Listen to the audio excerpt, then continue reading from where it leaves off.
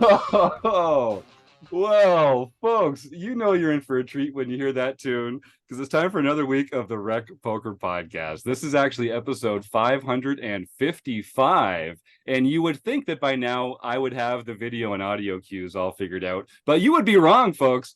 This is the Rec Poker Podcast. We try our best, but this is amateur hour in the best possible way, and I'm so proud to be here. I have the best freaking job in the world, hanging out here on Monday nights with my friends over YouTube, talking poker with the RECing Crew. Come join us for free every week on Monday at 7:30 Eastern, live on YouTube. Show up for free, and you can win a real prize just for being part of the group. I've got some exciting news. Fox Wallace is here for the show tonight, and boy, we'll get to him in just a second. I'm really excited to get into some stuff with Chris Fox Wallace. First, I have to thank our sponsors, the Running Aces Hotel, Racetrack, and Casino. If you want to find out more about them, you can go to runaces.com. They're an hour north of the Twin Cities in the beautiful state of Minnesota. And I just got back from a banger of a weekend, Rec Poker weekend at Running Aces. We broke some attendance records for tournament participation. We gave away a bunch of prizes. Chris Jones binked a tournament. He also freaking bubbled me right off the final table holding pocket fives is like a fairy tale story, but I gave him the goods later on. Anyway, you'll hear more about that later, but thank you to Running Aces. We are a largely volunteer-based organization. Most of what we do here is free, so we really depend on the support of our sponsors and our premium members. I want to thank everyone who's a premium member for your $15 a month. I mean, it's for less than 50 cents a day. You can come connect over Zoom with other fun, encouraging poker players, all trying to get better for free, or all trying to get better together. But you can also join for free. We have so many free resources here at Rec Poker, and all it takes to sign up is an email address and a smile, although we do encourage both. Now, they let me host the show on Mondays, but I'm only one man, and it takes a group, a gang, a village, a crew to make all the magic happen around here. We call this group of wizards the RECing Crew, and if you want to find out more about me or the rest of the RECing Crew, you can go to rec.poker/crew, but you can also just listen up because you're going to meet a few of them right here tonight on the show, starting with producing co-host Chris Jones. Well, I'm Chris Jones. You can find me 5B5 on Twitter or 5x5 in the Poker Stars home game. And yes, I did bank a tournament this weekend, but the highlight was knocking Jim out in his last 10,000 chips in the tournament. And I run our monthly deep dive for Rec Poker. And I'm John Somsky, also known as Poker Geek and Everywhere. And I run our home games. And I managed to play in all 4 Rec Poker tournaments twice without cashing. Although I was the bubble boy in one. So you and I were both bubbled. That's fantastic. Great work, everybody. Joseph? Hey guys, I'm Joseph Wills. I am hockey_poker in the X Twitterverse and hockey_poker 702 in the Poker Stars home game. Also, you can find me on the website. Look for the Be a Better Fish series of articles on the site because we all want to be a better fish. And I'm Rob Washam, and I'm Rabman50 just about everywhere. And you can join me every first and third Wednesdays of each month when we go through different poker books and study them together. That's right. It's just one of the perks of being a premium member here. We have so many great ways of learning poker together, studying poker together, playing. It's part of this great community that we've become a part of here at Rec Poker. So I am so excited. We're going to be joined this week by Chris Fox Wallace, and I'm just going to break the news. Chris, you are our very newest RECing Crew member. He's taken the plunge. He wants to get more involved with Rec Poker. Fox is going to be contributing to some of our premium membership material. He's going to be offering some coaching stuff through our shop. There's going to be a bunch of ways you can work with Fox directly or with some of our study groups. So Fox, I just want to say, what a great fit this is, because we've been like bosom Minnesota buddies for a long time, you and the Rec Poker community. Yeah. And I'm grateful for your participation. And I just want to say welcome to the show and welcome to the RECing Crew. Thank you. I'm super happy to be here. I have been like rec poker adjacent for years now, and was Yeah. friends with a lot of the original, crew, and I've known Somsky for, I don't know, 15 years or something, and have played with almost everybody who's in the crew in Minnesota, and knew Steve right from the start, and helped actually bought the original rec.poker domain name for Steve, and have been part of it for a long time. So it's about time, I guess. That's amazing. Yeah, overdue, I think. And you've been a great friend of the show, like I say, for a long time. So I can't wait to see what the future holds for us. We've been talking about a few different ways that our members can kind of get more Chris Fox Wallace in their life. And stay tuned, folks, I guess is all I can say. You'll see some details coming out over the next few weeks about some of these fantastic productions that we're putting together and different study opportunities and that kind of thing. So Chris, most of our listeners kind of have heard of you. They know who you are.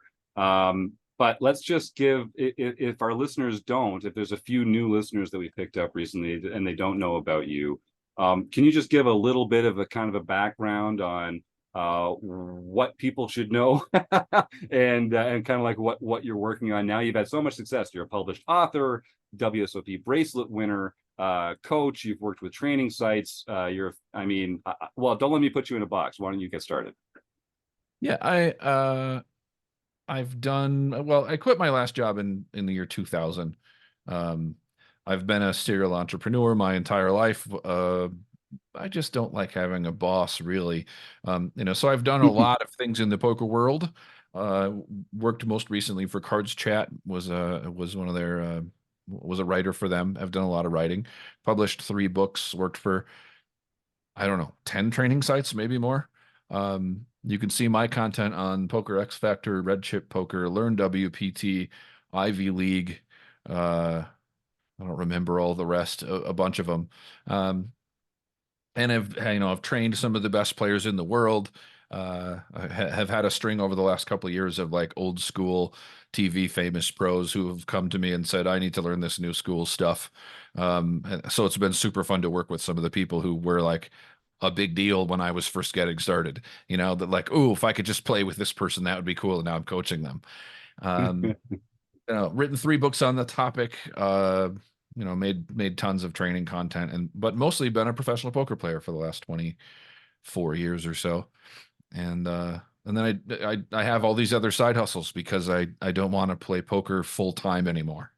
So I love coaching. I love a little bit of playing, but do a bunch of other things too.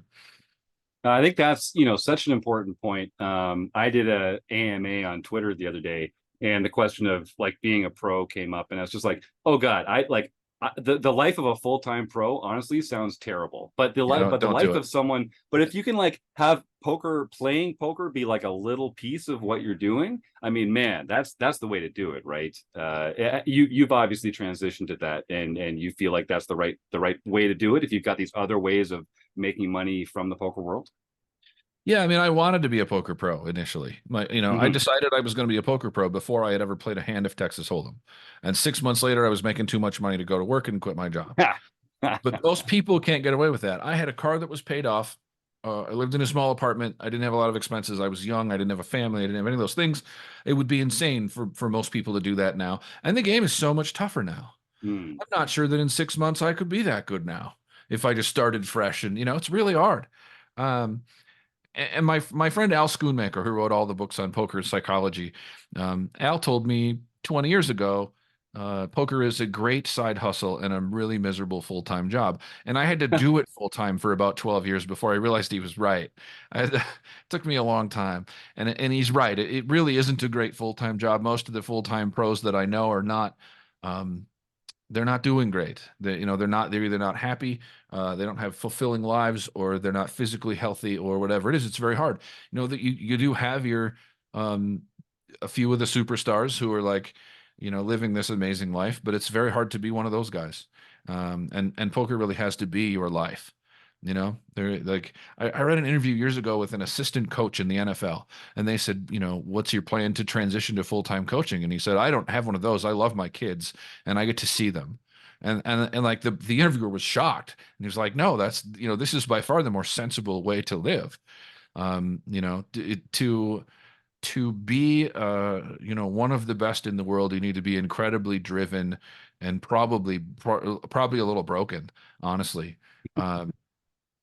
Becoming a happier person over the last 7 or 8 years has really killed some of my drive to be the best in the world. I don't need it anymore. And that has really pointed out to me that the people who do need it, most of them need some help rather than a trophy. It really is like the obsession with being one of those people isn't necessarily healthy. And after my bracelet win in 2014, I considered, do I want to go on the road? I have this now. I had, at the time, I don't know, $700,000 or $800,000 in tournament winnings and millions in cash game winnings, and I could go be on the road, play everything, and be a famous poker player. And I talked to my wife about it. I talked to my parents about it just to see if the older people had some more wisdom about it. And when I kind of talked to everybody about what that life was like, they all told me, don't do that. And they were right. Those people, living in hotels and having I know a bunch of pros who live in hotels and have storage spaces in Vegas where they keep some of their stuff. And that's not a life I want to live. And eating casino food, sitting in crappy chairs, and then the high stakes world is not as much fun. High stakes tournaments can be really fun because the conversation is great and the people are very interesting.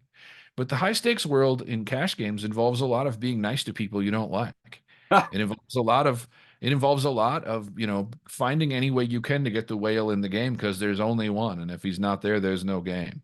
And treating that person differently, very differently than you would in any other situation. Just I don't want to do that. That doesn't make me happy. And I think it also must change the way that you love poker or the way that you feel about poker when it's the method of making a living, when it's something that all of your livelihood depends on the cards going your way and not running bad and making it. I just feel like you get to enjoy it much more when it's just a piece of the puzzle and not the whole thing. Do you think that's true? Absolutely. And really what I did for the first till I was probably in my mid 40s was ruin all of my hobbies by making them into jobs. Right. Yes. I loved martial arts, so I became a professional Thai boxer, and then I hated it. Loved music, so then I became a guitar builder and repair guy, and then discovered I didn't really love that. Did all these things, and playing music for a living too was like, this isn't what I wanted to do. These are not the gigs I wanted. This is not what I pictured. Where's my big record deal and my stardom? And I mean, all of my hobbies really have ruined and turned them into jobs until I figured out that I was doing that and that I needed to stop doing that. And now I have hobbies and I like them and I still like them 5 years later. It's great. That's amazing. That's part of having a rich, full life, right? I see we've got a couple comments in the YouTube chat already. I want to remind that if you're watching us live in YouTube, you're going to have a chance to win a prize later as part of our food bank raffle, where we offer support to food banks around the world to fight against food insecurity. And if you have any questions for Fox, please do type them into the chat. And also Chris Jones is going to be taking suggestions of famous poker players' names so we can play Stake Study Stack with Fox at the end of the interview. So start typing some famous poker players' names into the YouTube chat and get ready for our food bank drive at the end of the show. So we've got a couple here from Troy Chapman, who I know you're very familiar with. I do know Troy. Longtime RecPoker member and a fantastic guy. And he's also been really impactful for how we kind of work within our organization here. So great to be hearing from you, Troy. I'm glad you're able to before that we have YouTube a visitor. Chat. Oh, hello. I told my wife to send the puppy, and if she was bothering her, she'd be on the podcast. So this is Carmen, our puppy. All right, everyone wave to Carmen. Hello, Carmen, you adorable little thing. There's a second webcam here that is pointed down, and I have an area on my desk where I can put her dog bed. And if she's sleepy and wants to be in here, I just put her up there on the desk while and then this is all set up for the broadcasts that I'm going to do, live streaming some poker, where I have the floof cam set up so if she's in here, I can just put that on, and people would rather look at her than me, and so she'll be in the corner of the screen instead if she's around. I love it. I love it. Well, Troy's got a couple of comments in here. He says, amongst all your jobs, the one that he appreciates the most is being a tour guide for the Arts District in Vegas and taking Australians out for dinner as part of that portfolio. And he says he's just been a massive long-term fan of your books, your coaching, and encourages us to get you more involved in our mixed game mandate over here. I know, Fox, you've already joined me to record some mixed games forums editions of the podcast coming up. I know mixed games are something very close to your heart. So yeah, I mean, you've got a lot on the go. What you recently released a novel as well, and you're a successful musician, like you mentioned. Are there any? I've kind of referred to you as a Renaissance man before we got started on the show here. Is there anything that you're not particularly good at? Certainly. I've gotten better over the years, but diplomacy was something I wasn't good at. Oh, really? For a lot of years.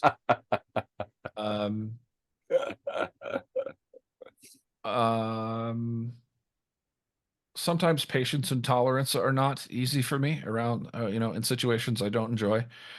Those go hand in hand. That makes a lot of sense. Yeah.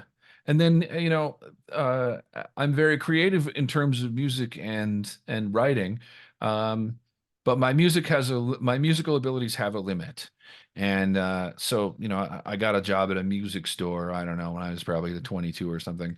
And was doing some guitar tech work, but mostly was just working in the music store, doing, selling guitars to people and stuff. And I saw people come through who were really, really gifted musicians. And it's one of those things, like, mostly talent equals practice. And I still believe that in most things. Mm-hmm. But but if you're 5'8", you just don't get to play in the NBA or be a professional high jumper. You just don't. And so, I saw people come into the music store, start working for us. It was the kid, Jeff Plankenhorn, who's still like an excellent musician. He's touring the West Coast right now.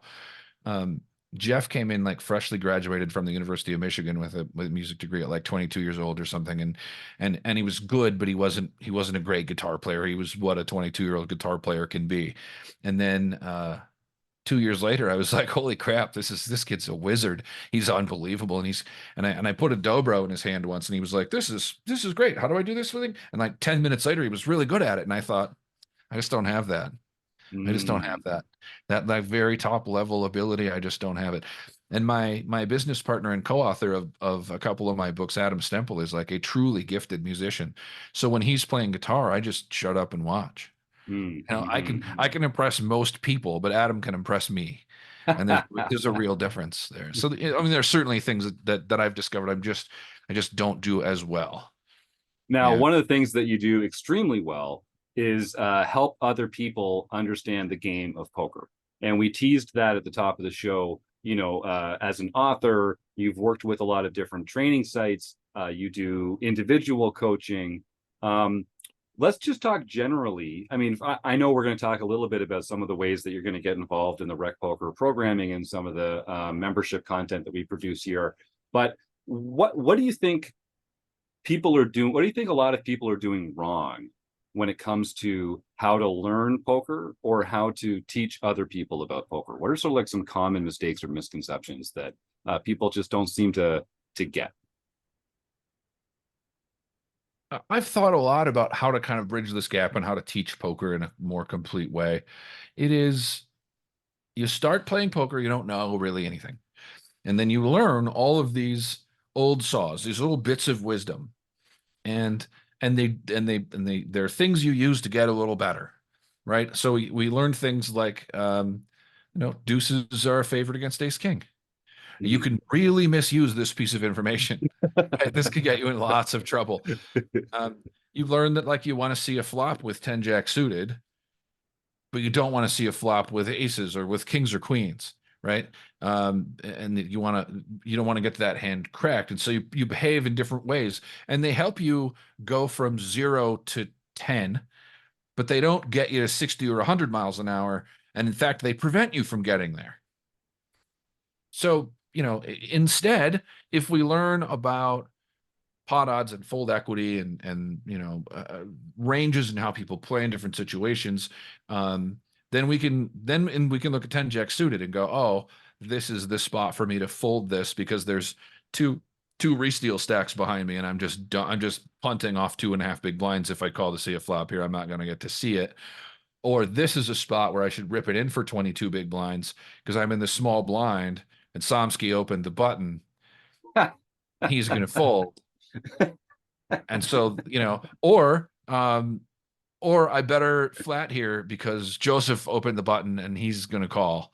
I can't rip it in here. That's ridiculous. Like you learn to play the hand differently instead of the old saw that you learned, but that means unlearning all of those little bits of information that you picked up over the years about how to play.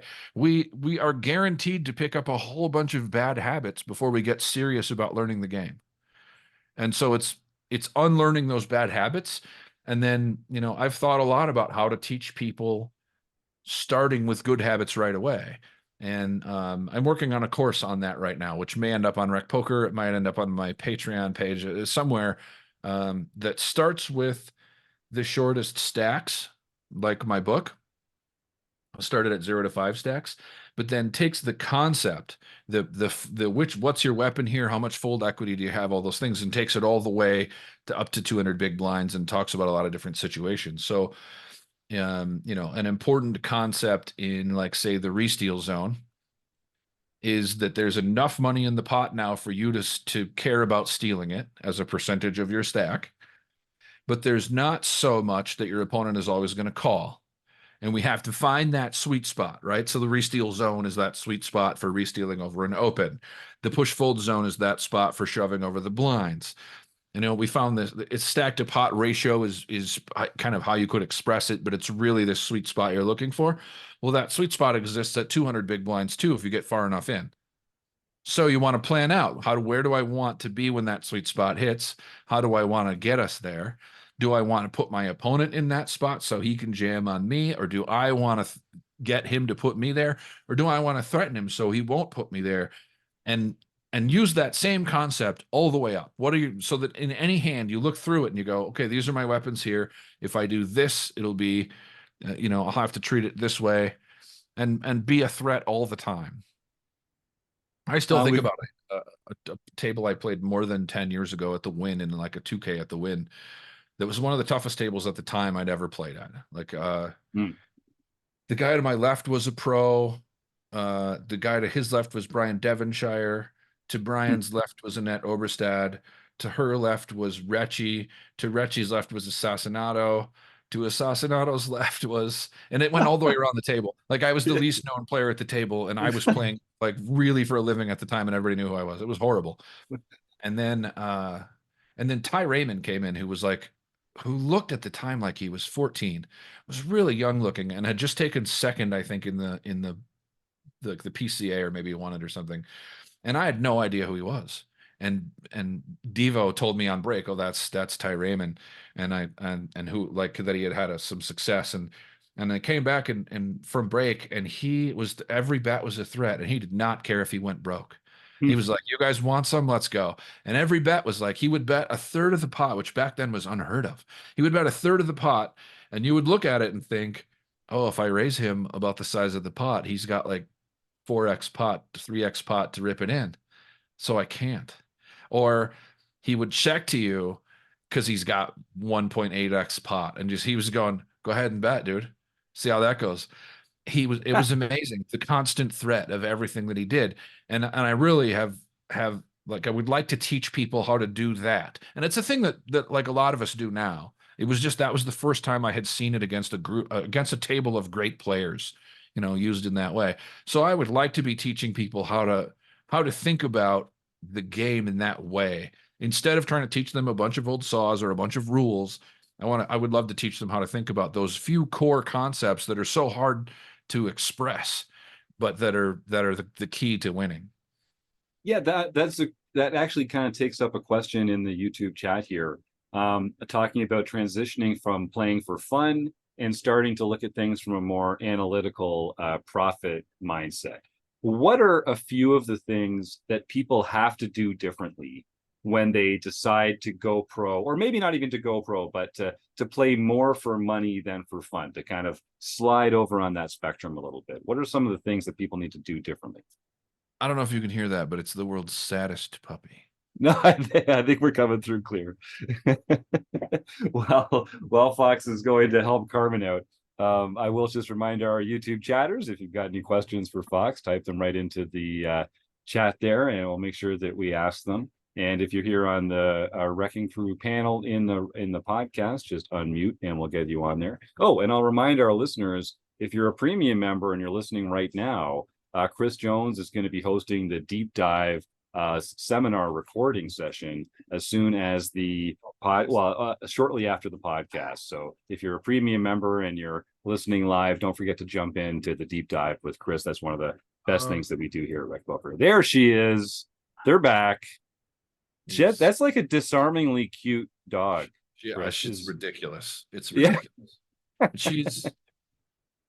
She's so cute and also like mild mannered and friendly that we can't even go places. People cross the street and to like want to meet the dog, and like it's wonderful to take her through a group of people and just watch people like smile and dance a little bit through the day after they see her. She's amazing. I did not want a small dog, but I like this one. There's no substitute for good dogs. Dogs are the best. There's no doubt. That's right.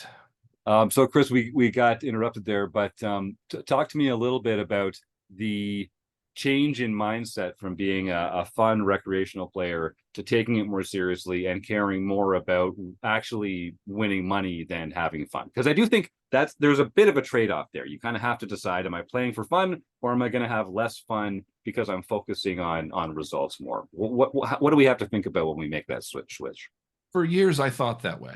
And I would tell my students, okay, if you're going to be serious about this, then you are trading some fun for money. And I no longer think that's either true or the way to look at it, one of the two. You're having a different kind of fun now. It's a better way to look at it.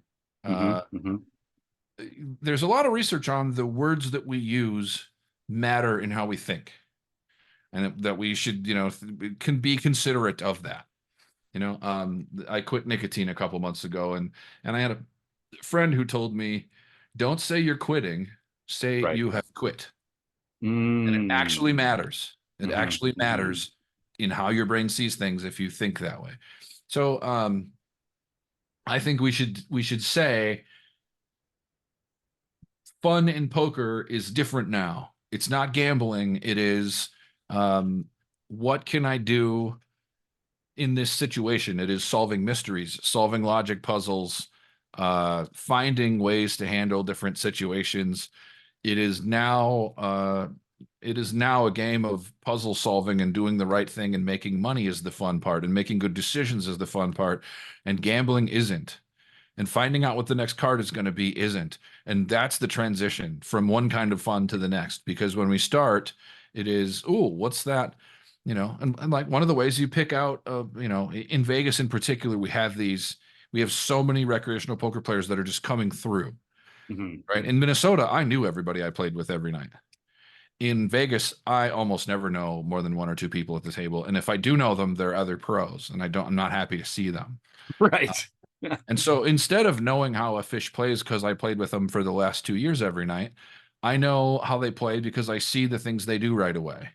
So, sometimes I see a particular look. Certainly you get better at judging looks and how people's appearances indicate how they're going to play, but you also see the things they do right away.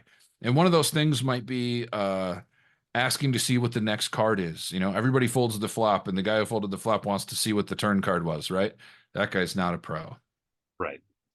He's a guy who wants to gamble and wants to see cards. And that means he's not going to fold a lot because he wants to see the cards, right? So this is a guy you can value bet against. Yep. Especially those, like, I've had people be mad at me a few times over these, but like those really, really small value bets where the guy just has to pay you because he wants to see the next card. I had a guy at the World Series 2 years ago, like, almost want to fight me because I bet $10 into a $200 pot on the turn. and he called, and then the next card came, and then I bet another $10, and then he called again because he made two pair, and then I showed him the straight that he knew I had. I had an ace in my hand, and it was a 10 Jack Queen King board, and like, I bet $10 into 200, so he called even though he had 10-8. And and then he caught his 8 on the river and then had to call again and then was super mad at me because I bet the $10 into 200 like I was stealing from him. Which I sort of was, but I knew he was the kind of guy who was going to call. So you change your view on the thing to turn everything into money, turn every decision you make into money. And one of the easiest ways to do that for me, when I've worked with students who are kind of making that transition and having trouble with it, I will usually tell them, I want you to turn poker into a game of probability for a few weeks, to just look at it as, I'm going to estimate that this is the frequency that I'll win the pot, and this is the pot odds I'm getting, and that means this is a call or it isn't a call. And then you do that thing that you just that your calculations indicated. And I don't want you to trust your gut. Your gut will influence. Your gut can tell you how often you think you're going to win. Your gut doesn't tell you call or fold. Call or fold is entirely based on the comparison of your pot odds to the chances you're going to win the pot. And turn everything into that. How often does this guy have this? The more you learn about the game, the easier that gets, because you have all these other tools rather than your desire to gamble. So you become more and more certain that your decision is correct, and then tilt or emotions or desire to gamble won't creep into that so much. Now, I know Chris has a couple questions from the YouTube chat coming up, but I wanted to take off from what you were just saying there about sort of players displaying their weaknesses through actions or through appearance or something like that. What are some of the other, and so like ask rabbit hunting, looking for that next card from the dealer as an example of that. What are some other examples of ways that players can display that they're less experienced, or that there's someone that you can take advantage of or exploit at the table? What are some of those other actions that kind of key that information to you? Or the other way around. Or the other way around. Yes. They're really good. Yes. Yeah. Give me a few examples. So when I'm going to play cash and I walk up to a cash table, I played a lot of 2-5 cash for a big chunk of my living at the Wynn, kind of the few years before the pandemic. And in those games, it becomes so important to read people immediately because they are new people every night. And so, the 56-year-old guy with jet black dyed hair and a jet black dyed goatee and a $300 shirt where you turn the cuff in and it's a totally different looking thing than right? That guy's horrible. He's my favorite fish, and he's never one time been good ever. He's horrible. Right? So I look for a table with that guy at it. Like I see those turned up cuffs and I go, oh, that guy, table change to that guy's table. And if I see a 28-year-old Asian girl with headphones on being quiet, she's awesome at poker. I don't want to play poker with her ever. She's going to be good every single time. And some of that comes from knowing your game. What, these things might not all be true in the game where you play, right? But I've learned what's true in my game. And so learning those appearances, I've got a couple students that have taken a bunch of pictures at poker tournaments and then brought them to me. And so let's go through these and we'll, talk about each of the people and who they are. And sometimes just appearance reads will fool you, but behavior combined with appearance reads will never fool you. So when the Asian girl, the 28-year-old Asian girl with headphones shows up at the table, I've never seen this, but if she shows up and makes some sort of amateurish mistake, you have to reassess who this person is, but it's very rare in that case. The more common one might be somebody who shows up in poker gear, right? Like I'm playing a $500 tournament and somebody shows up in a 3-bet hoodie. Is this guy any good? And there's no way to know that just from the fact that he's wearing a 3-bet hoodie. Because, last time I played with Greg Mueller, he was wearing a 3-bet hoodie, and that dude can play. Yeah. But I see random recreational fish, like bad recreational players, show up in 3-bet hoodies all the time. Or WSOP hoodies maybe is a better example. I think WSOP, the guy wearing WSOP gear is much less likely to be good. But sometimes that's Sean Deeb who forgot his hat, right? That happened once, right? Like, you can end up with a great player who just needed a hoodie that day and doesn't care if he spends $120 on a crappy hoodie or whatever. I really like and I've cataloged like hundreds of these and thought about writing a book about it. Behavior reads, not that tell you what a person has at the moment, but tell you who the person is. I really like those, and I find them very interesting studying them, and it's something that people haven't talked about very much. So, like, you show the guy the winning hand on the river, right? Essentially the nuts. And he picks up his cards, holds them in front of his face, shows them to the other guy, like shakes his head. It's like he's got a 9 there. He's got a 9 there. And like taps his cards twice on the table, has a 5-minute funeral for his hand, right? If somebody throws a funeral for their hand, what do we know about them? They're not experienced enough to just let it go, would be the first thing that came to my mind. But there are players who are experienced who will do this. Oh, yeah, absolutely. Well, they've got this emotional attachment, I guess, to the hand. Yeah, they are attached to their hand. They're having trouble folding it when you showed them the nuts. Think how hard it's going to be for them to fold on the turn. Right? It was if it's hard for them to fold when it's 100% that they're beaten and they've been shown it to their face, they're going to have real trouble folding the turn when they have a chance to win. They are a non-believer, and they're going to pay you off. And sometimes they're going to pay you off to big bets because that makes them more curious. They are vulnerable to the muskie approach, which I wrote about years and years ago in an article in All In magazine, I think, where I talked about muskie fishing in Minnesota, and the way to catch a muskie is to piss them off. They see a big flashing bright bait and they get mad and they hit it. The big ones, that's how you catch them. And I talked about the things that make people angry at the poker table that make them attack the pot. Sometimes it's checking twice. Some people just can't stand it. Sometimes it's making an oversized bet, right? And if you get that guy that throws a funeral for his hand and the pot's really small, you might want to start making oversized bets to try to build that pot up really big, because making small bets is going to yield you with a very small return. So whereas with a good player, if you start making those big bets, you're never going to win a big pot from a good player unless unless it's super cooler. But from that funeral, from Mr. Funeral, you're going to see I know it's ridiculous, right? You're going to see a call from that guy who just gets stubborn and wants to know what the next card is. Yeah. I like that. Mr. Funeral. I like that. Yes. Yeah, exactly. And we can look for behaviors like that. The way that people look at their cards, the way they hold their cards, the way they fold their cards, the way they stack their chips, the way they shuffle their chips, the way they talk to the dealer, the way they talk to people. Who is this person? And I send a lot of my students on these, I call it side quests, to do secret interviews. Go talk to some people out in the world. They should not know they're being interviewed, but that's pretty easy, because when you ask people questions, everybody wants to talk about themselves, right? That's why it's so easy to get us on these podcasts, really. Because poker pros all just want to talk about ourselves.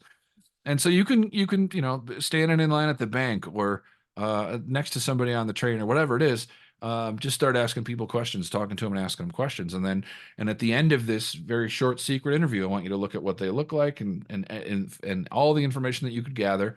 And without them having any idea they're being interviewed afterwards, I want you to answer all these questions. And it'll be like, how much money do they make? How are they socially, right? Are they conservative or extravagant? Who did they vote for? Where do they live? Where did they grow up? What kind of family did they grow up in? I want to know how do they feel about gambling? What kind of poker player are they? I want to know about all these things soon as possible in this interview. And by the end of the interview, I want you to know all these things. And that includes appearance, right? If somebody tells you that they're a farmer, but they're wearing the $300 shirt, then they're not a farmer. They're a guy who owns farmland, pays people to farm it, and they make a lot of money, but they don't actually farm.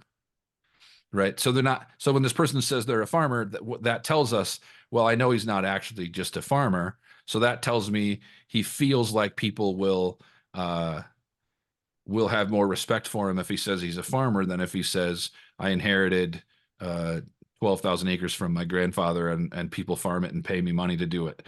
Right? Like he's saying that he's a farmer when he's not, and that tells you a bunch of things about his personality, right? If then you ask him about something and he mentions, if he mentions going to church, if we combine church and farmer, we get Republican 90%. Or if he says something about Trump, if we combine Trump and farmer, we get churchgoer 90%. That's right. interesting. Yeah. If instead he says something about a liberal social policy that he likes, right? Then we know Biden voter. We also know not a typical farmer. So when he says he's a farmer, he's not actually trying to brag about being a farmer in the same way that most of them would be. Like, it's a different kind of brag to him. For him, it might be, I'm a farmer and I'm different than other farmers, and he's proud of that. That might be like part of what he's doing. But and then if he says he's got a couple daughters and he's really proud of his family, and they live in Omaha. Right now, he's a family man because he chose to mention it and talk about how proud he was. Right, a lot of guys don't do that. And he lives in Omaha, so his farmland is probably close to Omaha, and he is in fact somebody who owns a bunch of farmland. But he might have, right? If he said he lives in New York City, now he's just a person who inherited some farmland for sure. But if he says he lives in Omaha, maybe he's a person who worked a farm for a while, was a really good business person, built it up, now just pays people to work his farms. Could be a different thing.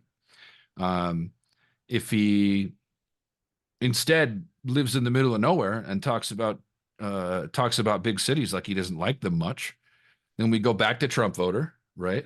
Don't like big cities, is usually conservative voter. Yep.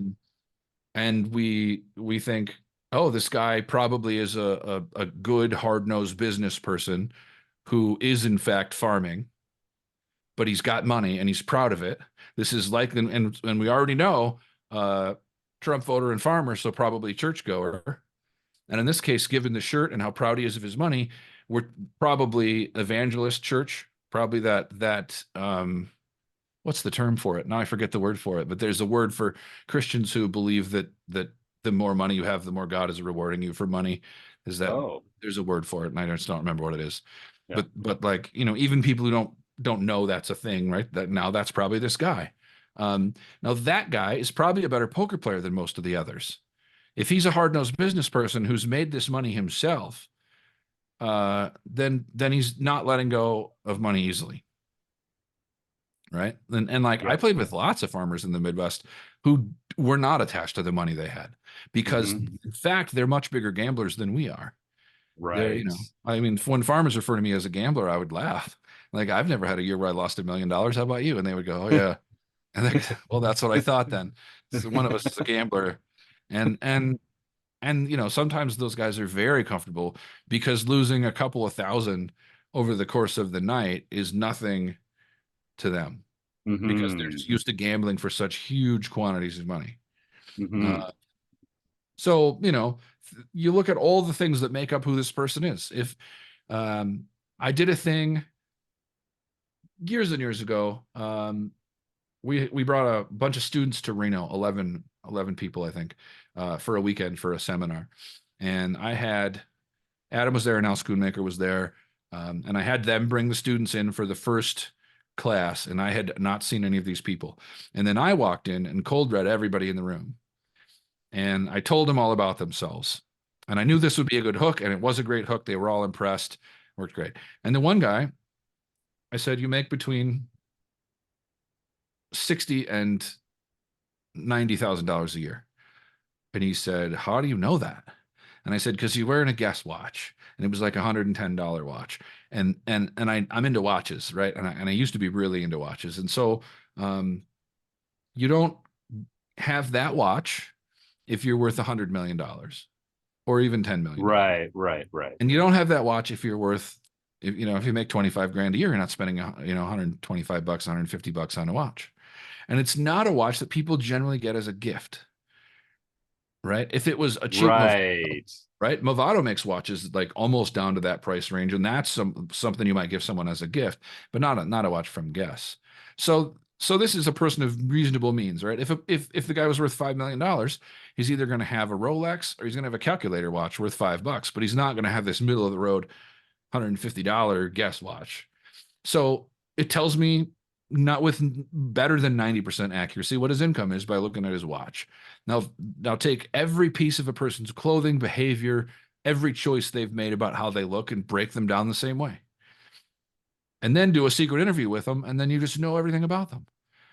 When I talk to people at the poker table and ask them what they do, I'm kind of interested. Mostly I just want their money. And they're going to tell me all about it. Yeah. Yep.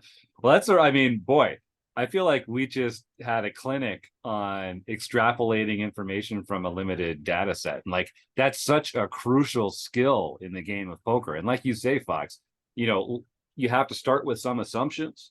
And when you get different people in the poker room day after day, different tourists and, non-serious players, being able to size them up and make good assumptions about them feels like a crucial skill for a poker player, and obviously something that also helps you in other parts of your life. But that's just a fantastic way of going through that. Some great details. That game that a lot of couples play, where you look at some other people and try to guess what their story is. Yeah, I'm awesome at that game. And that's playing that game is how you get good at what I just talked about. It's playing that game with everything and every person. And I was just going to ask a little follow up there. So, like, what are some ways to hone that skill? Just by practice, just by doing the practice interviews, and how do you kind of calibrate whether you're correct or not? Because I can see if you just get used to making assumptions, it's kind of hard to know if those assumptions are accurate or not. I mean, a lot of them are, once you realize them, that they're right with a certain frequency. But then also you're just making those assumptions and then watching how people play, because how someone plays should trump that assumption if there's a change. Yeah. If you're wrong, you should be able to see it in their play. And then, being able to do the same thing with people's play is also important. Right. But start with trying to extrapolate from every little thing you see, and get a group of people together that you text with and tell them, right? Like, put it up for each other. I used to have a Facebook group where we did some of this, a bunch of pros, where we would post a behavior and then talk about what it meant, right? So someone walks up to a tournament table with their chips in their rack, sets it down. As they walk up, they're looking at each player and they're looking at each stack size. They're not looking at the dealer or the cards on the table or anything. They're just looking at the stacks and the players, and they quietly set it down and sit down, pop the chips out of their rack and stick their rack under their chair. And this is how a pro tends to approach a new tournament table when they get moved. And an amateur tends to walk up looking at the table itself and their seat and maybe the cards that are in the middle of the pot that's being played, and is, what's my new table all about? And the first guy approaches it like a shark, looking at, trying to figure out where the seals are. You see that approach, so extrapolate from every behavior you see and think about each one of them, because you're going to see them over and over. So once you figure out what that shark eyes looks like, you never miss it again. Yeah. I like that. So we've got a bunch of questions in the YouTube chat. We're not going to have time for all of them today. That's the bad news. The good news is this isn't going to be your last chance to talk to Chris Fox Wallace here at the RecPoker podcast. But Jay Fleming had a couple in there. I'm glad we got to that one. We'll ask one quick one here from Joe Rafter, longtime member, fantastic guy over in Ireland. He says, you made a great point about the advantages of being perceived as always being a threat. Have you any advice on how to get out of the mindset of feeling like I'm the one under threat? Oh, that's a good question. What has worked for me has been more knowledge. Be more certain. I know I'm making the right play here. The other is, you may be playing too big. You should be playing tournaments where bubbling isn't a big deal to you, where you're not afraid of your opponents. If you're playing in a tournament where you think that the average player is better than you, or there are many players who are better than you, then you should be treating it as a learning experience and not as something that you're doing for money. It is a learning. Maybe you make some money, but mostly it's a learning experience. And I'm going to watch the good players and figure out how they do things. That confidence, that approaching things in a way that you're the threat, that you're the boss, is that is a skill to really work on. Sports psychology books can help. Have it, resetting your mindset can help. There's all kinds of tools for changing your mindset too. I mean, I bring earbuds to the table with me, sometimes to block out noise, sometimes to listen to books if I'm getting too distracted, and sometimes to just change my mindset. I have a bunch of playlists on Spotify that are, I'm too involved in this game and I'm mad about it. I want to listen to this. Or I'm not involved enough and I didn't have enough coffee today and I need to get fired up, and that's a different, whatever works for you that gets you in that space.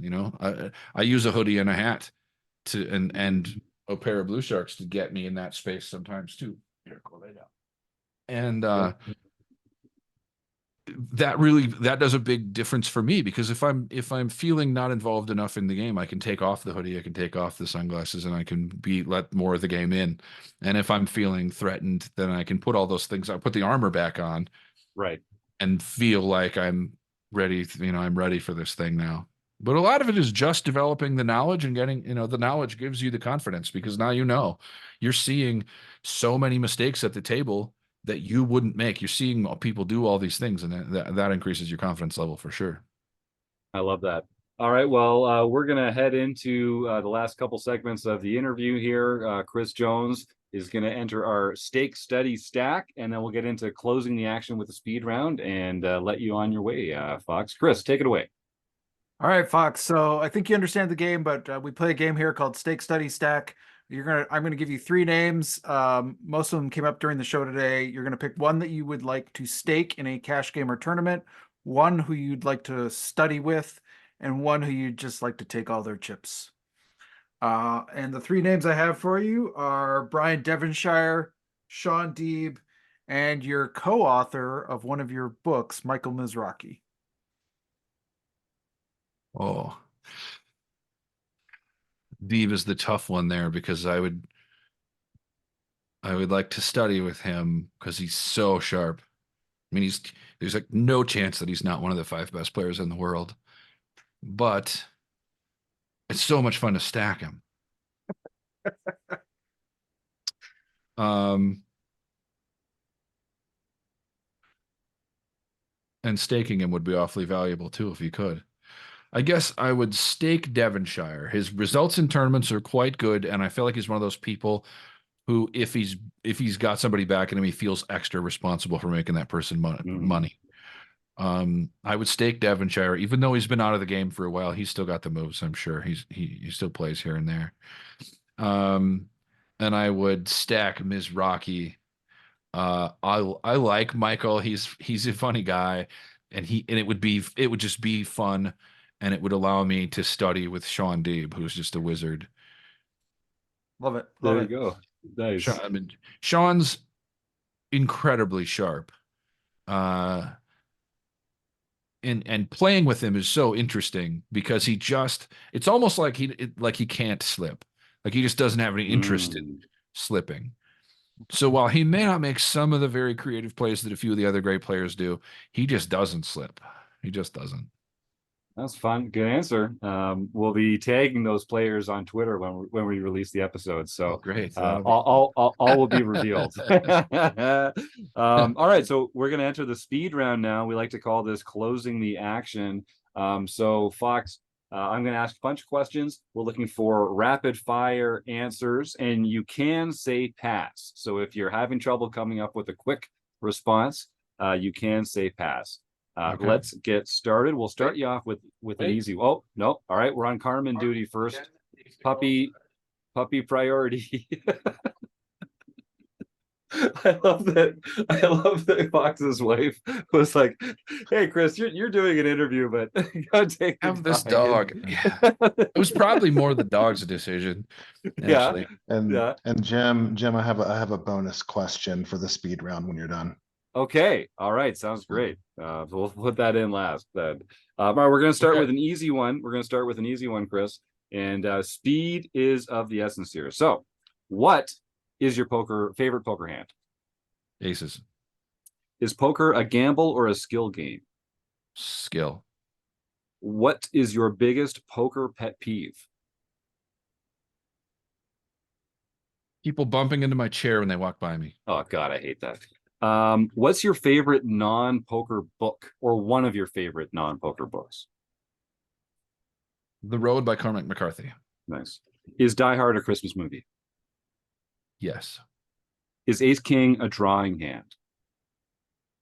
No. Are you pro chop or no chop? Pro chop. One of your favorite musical artists?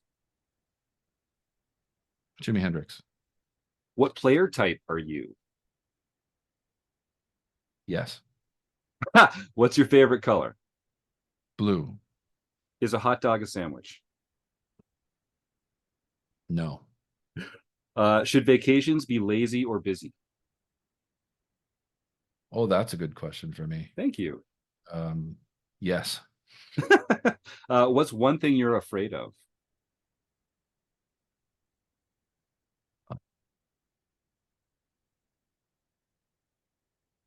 We stumped him, gang. We got him. Yeah, I got nothing. They're coming up on pass. I love it. That's good. That's what pass is for. What's your personal favorite mixed game? I know you enjoy a lot of mixed games. What's your favorite? Super Stud 8. Yellow light coming up. Slow down or speed up? Bunch it. What's your favorite? You're a child. It's the holidays. Back in the day, your favorite childhood holiday meal. What is it?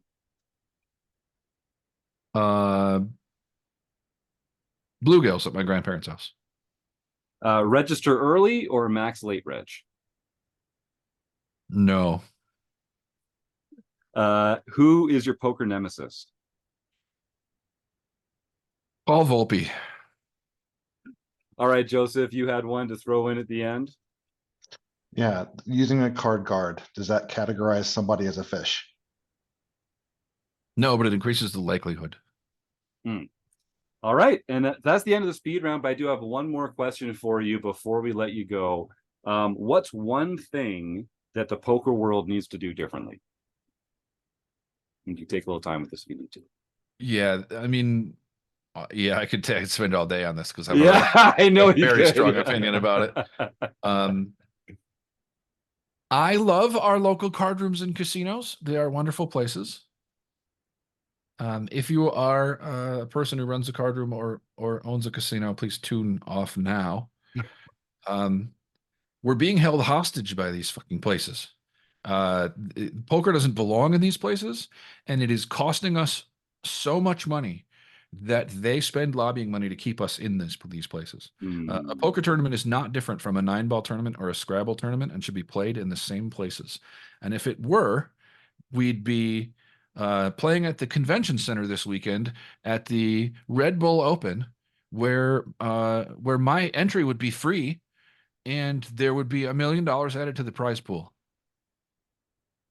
I like the way you think about it. Poker, everything would change about poker if we could just rip it out of the casinos, but they will never let it go. That's probably not even a realistic thing to talk about. They have all the money to do the lobbying. They have all the power, and politicians don't know the difference between poker and, I mean, how many people do you meet and you go, I play poker, and they go, oh, do you count cards? Right. People don't know the difference in that this game we play is different from, mahjong tiles or slot machines or whatever. They don't know the difference. So we're going to still, end up in these places. But that's the thing that poker needs to change. And if we can't change that, if that's just not realistic, then we need some sort of feeder system that really works, that gets new people interested in the game. The poker boom was not because of lipstick cameras in the WPT, though that helped. The poker boom was not because of Texas Hold'em becoming the game, though that was important. It was not because of the World Series of Poker and Chris Moneymaker, though that was nice. It was because people could start playing for 1 cent, 2 cent on the internet. That's when the poker boom happened. Look exactly when online poker started and watch the poker boom skyrocket from there. That is what made all the difference. And people cannot do that right now in most states. And even in Nevada, where we have WSOP.com, there are a bunch of hoops you have to jump through that you didn't have to when I started playing poker. I mean, rather than go provide all my ID at the cage in a casino and all that stuff, you know what I did? I went to Party Poker and I gave them my email address, and they sent me $50 for free and said, welcome. Right? That's what we need. We need online poker to come back, and we need it to be friendly and low stakes. We need some competition, and to have those low stakes friendly games where people can start playing and work their way up, and just learn about the game. If you can play for nickels and understand how the game works, then you're not intimidated to walk into a casino. But people I know that don't play and have never played will usually tell me I just wouldn't know what to do, and I would be intimidated walking into a casino and seeing. And if a brand new person who didn't know anything about poker sat down at a 2-5 game tomorrow at the Wynn, half the people at the table would be rude to them because they'd be mad. Yeah. Well, that's unless I was at the table, and then half the people at the table would be fighting me because I would not tolerate that. But that's something we have to do, is protect the new players, the recreational players. Even if somebody's the worst, most frustrating player in the world, we shouldn't be attacking them for their play, and we should be actively defending people who are attacking them for their play. Like it's not enough in my world to not verbally attack women in the poker room. You have to defend. You have to do something, right? We should be doing the same thing with new and recreational players. If somebody goes after a recreational player, a new player, a bad player at my table, now the fight is with me, so that this person not only isn't being berated anymore, but the person who started it is now being punished for starting it. And the person who's the recreational player sees that they have the support of a person. And as serious poker players, right, we just have more cachet at the table. We shouldn't, but we do. And so we should be defending these people aggressively. I got into it with I won't say the name, but like one of the more well-known players in Minnesota, and if you play a lot there, you know who I'm talking about, who can be really hard on bad players making mistakes at tables and tournaments. And like the first 3 or 4 times he and I interacted were me telling him to shut his mouth and stop behaving this way and like defending people. And now we get along fine. But at the time, it was attacking this person who had, more fame and more money than I did. But like, what do I care? Like you're in a poker room. Nobody can do anything to you, so speak up. I love that. Some great thoughts there. Thanks, Box. So we're gonna start our food bank raffle here, and I just want to take a moment to remind our YouTube chatters to type the words food bank into the YouTube chat so we can draw a prize later. I just want to remind people that food insecurity is something that a lot of people struggle with, especially these days, and it might be someone that you don't expect. It might be someone in your own neighborhood. It might be someone in your community. And you never know who's just struggling to put food on the table or to feed their kids or to help support their family. And one of the highest ROIs you will find on a charitable donation is to drop off some non-perishable food items or a few dollars out of your pocket to a local food bank. And if you just pull out your smartphone right now and Google food banks near me, you'll find an organization that could benefit from some money, some non-perishable food items, or maybe even just volunteer a few hours of your time every week. And one of the ways that we like to do that is just by giving away a prize every week on the show. If people type the words food bank into the YouTube chat here, you'll be entered into our raffle. So start doing that, and we'll do the draw shortly. Fox, where can people find you? Where would you most like people to reach out? What can our listeners do if they said, wow, that was a fantastic interview. I want to get more Chris Fox Wallace in my life. I want to say thanks for coming on the show. What's the best way for people to show their support? First of all, I love that you're doing the food bank thing. That's fantastic. I work with a couple of groups locally that do food bank stuff, and the charity series of poker that Joseph won an award for What award did you win, Joseph? Yeah, Joseph, you had We- something to add here, I think. Oh, yeah, we won the Daniel Negreanu Extra Effort Award for CSOP. My wife Tony and I. Amazing. Yeah, you and Tony have been big proponents of everything going on in the CSOP, and it's great having you here on the Wrecking Crew and sharing your talents and your contributions with the rest of the poker world. And we're going to be doing some stuff together with the CSOP coming up as well. Well, maybe we'll save some of those details until we have a chance to. Okay. I was going to go grab my Daniel Negreanu Extra Effort Award from last year, but I don't know where it is. Oh, only 2 people have ever won that award, and it's me and Joseph. There you Right? go. Well, we collect the best here at Rec Poker, no doubt. Let me know what I can do to help with all the food bank stuff you do. That's a really, really valuable thing. Okay, I will for sure. Yeah, I'll come up with some ways to do some extra giveaways or something too. Oh, I love that. We did raise a bunch of money for the Second Harvest Heartland Food Bank in Minnesota while we were there at Running Aces for the Rec Poker weekend. Was just a great way to raise some awareness, raise some funds to drop off. More than $300 worth of food, right? I think. Oh yeah, and then a few people donated some cash as well that we'll be passing along in their name. So I think over $500 or $600 that we raised there between cash contributions and food contributions. I'm really pleased to be involved in that effort. So that's fantastic. I'm having some video technical issues here, but you got enough seeing my ugly mug here on Mondays anyway. Fox, where can folks reach out if they want to say thanks or get more Chris Fox Wallace in their lives?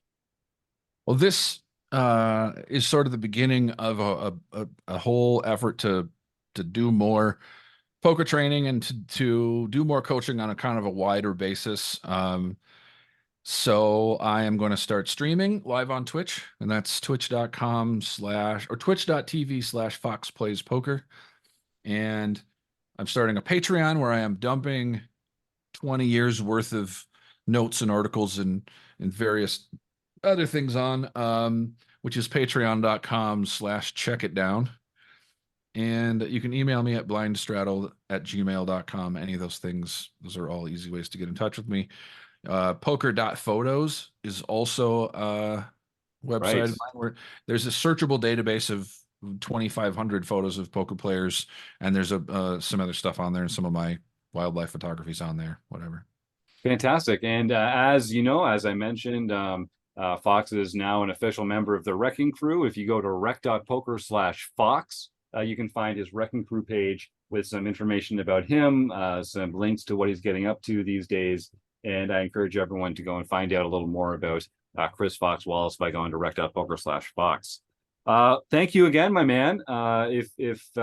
If listeners enjoyed this, buckle up. You're going to be getting more Fox in your life over the next little while here at Rec Poker. So I want to say on behalf of all of us here, thanks for your time, and I can't wait to see what the future holds for us, man. I'm really looking forward to it. Thanks for having me. This is going to be super fun. And if anybody out there wants to hang out on Monday nights, if you're in Vegas and you're free on a Monday night, we go out and serve food near the homeless shelter. So when we always need more people. So get in touch with me and I'll tell you where to meet me, or I'll come pick you up on the way, or my wife will come pick you up on the way. And yeah, it's super fun event. And there's a lot of poker players that go. That's outstanding. And the timing for that will probably work out such that if you want to tune in live here for the podcast at 4:30 Pacific time, you'll have plenty of time afterwards to go do some good with Chris and in his group there. So thank you, man. That's awesome. The timing is perfect. We usually leave here like about 45 minutes from now. So perfect. All right. Well, keep up all the great work, and I can't wait to see you again real soon. I will see you again soon on Rec Poker. All right, man. And I'll make sure all those links are in the show notes. So if folks want to get a little more Chris Fox Wallace in their life, they can check that out. We're going to talk about some home game results, compliments of the one and only John Somsky, and then we will do our food bank raffle and give away some prizes. John, take it away, boss. Oh, you're muted. Yes. Full Somsky. I am not the only one to screw up the cues this week. Yes. And he's a tech guy. Well, I know, but I often forget to unmute. That is called pulling a Somsky, but it's been like a year since I've done that, so it's been a while. You still got it. We love it. Okay, on January 15th, ZGRT 1110, Chona Bittang got her first nightly victory for the year. Nice. JS Sedum, Jeff S, got his first nightly victory for the year. Michael Babker got his first nightly victory for the year. Bone Crusher 14, Marcel Dusix won the daily mixed practice event. Mike B 172, Mike Baer won his first international victory. Killy 19341, Rich Deakins got his first international victory, and Now Then KB won the LPP event, so he can contact info@rec.poker for his free month at Learn Pro Poker. Right on. Way to go, Doug. Hope you're enjoying the new setup down there in Florida. I'm very excited to send me an update, man. Let me know how things are going down there. We haven't talked since this is Doug Behrens, who was my roommate in Las Vegas this summer. Hope things are going great, and glad that you're still kicking butt here in the Rec Poker Home Game Club. And you know, when Fox was mentioning earlier, people, new players finding places to learn for free or for cheap stakes, and that's what this home game club is all about. Is play money chips, but the prizes are real. The battle is real. People don't come in and just donk it off. This is for serious players who are trying to practice and get better together. And it's a fantastic way to get some reps in, to work on your strategy before you go out into the live card room. People that find that environment a little intimidating or don't feel like they have enough experience to really be a boss in the live streets, join the home game club. It's free and it's a great way to get some experience there. Joseph, did you have something? Yeah. Just the 2 to 7 single draw on Wednesday was fantastic, and I think that was the practice tournament. But it definitely helped out a lot. So that was great. That's right. And if you're in Las Vegas, look up Joseph Wills and the Poker Oasis, his home game club there that he runs with his fantastic wife, Tony. I can speak from experience. It's a great way to go splash around in some low stakes mixed games, some low stakes no limit hold'em, and meet some fun people and practice a little bit. So fantastic club you got there. Thanks. All right, so Chris Jones, you've got the Daiso cam out there looking through the YouTube chat. I only see a few people that are entering the food bank drive. I see Joe. No, who's the first one here? Joe, then K Poker Wannabe, then Jay Fleming, then Troy Chapman. That's 4. Is that what you see as well? All right, so we're doing the pyramid die. 4-sider I got. All right, are we ready? Who's it going to be? Let's find out. It's a 3. It's a 3. It's hard to Jay put this one on Fleming. camera, but it's a 3. There you go. Yep. All right, Jay Fleming, send that email to info@rec.poker and claim your prize. If you are not already a Rec Poker Premium member, you've won a free month of membership here at Rec Poker. And if you are already a premium member here at Rec Poker, then you've won a free month at one of our learning partners. Some fantastic groups out there: Solve for Why, PokerCoaching.com, the Poker Forge, Learn Pro Poker. Oh God, I'm going to miss a few of these right now because we're doing this live on the air. But there are a lot of them. Don't forget our new one, Jaka. Oh yeah, Jaka Coaching just came on board this month as well. So, and I will just remind you, Jay Fleming, that you can get your first month of Rec Poker Premium member for only $5. And then you'd be a premium member, and then you'd be able to win one of these other prizes. So think about it and send that email to info@rec.poker. All right. Well, is there anything else that we should cover here, gang? Chris, I know you've got to jump because you're setting up the deep dive recording session, which all our premium members should go enjoy next. Then I think without further ado, if folks want to help us out, they can go to rec.poker/support and find some ways to help us either monetarily or just by liking and subscribing to it through a few things. I want to thank all our premium members for their support. I want to thank the Running Aces Hotel, Racetrack, and Casino. They've got some fun stuff coming up. Go to runaces.com to check that out. Chris Wallace, John Somsky, Rob Washam, Joseph Wills, Chris Jones, and you, the listeners. We couldn't do it without you. Thanks for tuning into the Rec Poker Podcast. We'll see you next week, folks.